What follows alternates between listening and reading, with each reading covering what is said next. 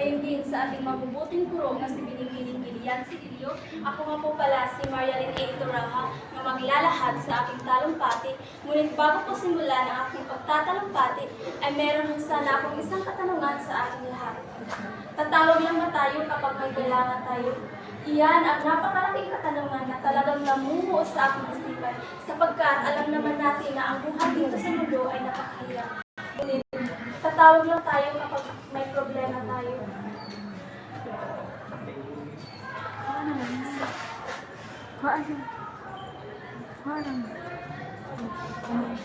Simula ng pagmulat ng aking mga mata ay napatunayan ko kailangan ko ng isang Panginoon na siyang magliligtas patungo sa aking mga pangarap.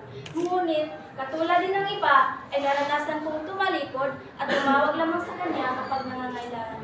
Sa panahong iyon, ay naramdaman ko ang pagkawala ng saya, pananabik, upang maabot ang aking mga pangarap na inaasam-asam. Bakit ko ito'y sinasabi? Marahil marami sa ating lahat na hindi napapag-usapan ang ganitong sasakit. Marahil sasabihin ng iba na may mas mahalaga pang bagay na dapat pagtuunan ng pansin kaysa nito. Ngunit, tatawag lang ba tayo kapag may oras tayo? O baka naman tatawag lang tayo kapag may kailangan tayo? Napakahirap isipin na inuna tayo ng Panginoon ngunit hindi natin magawang makapagdasal pagising sa umaga.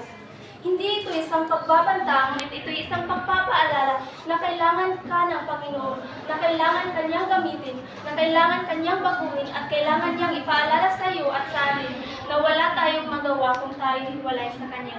Sapagkat napakagulo ng ating mundo at kailangan natin ng isang tagapagligtas na siyang magbibigay sa atin ng pag-asa upang makarating dito sa mundo. Sa panahon ng trahedya, ay napakalaking problema at napakaraming suliranin ang maaaring kaharapin ng bawat isa. Ang isang pagtawag ay isang responsibilidad. Ang pagtawag natin sa Kanya ay isang pag-aaway na kailangan natin siya, sa buhay natin. At hindi lamang natin siya kailangan kapag meron tayong kailangan.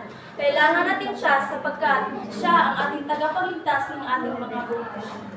Mga minamahal kong mga manunood, ang ganitong usapin ay hindi dapat ikinakahiyang pag-usapan sapagkat ang ganitong usapin ay kailangan nating isabuhay, kailangan nating ipabuhay at itatak sa ating mga isipan na ang pagtawag sa Panginoon ay hindi lamang basta pagtawag.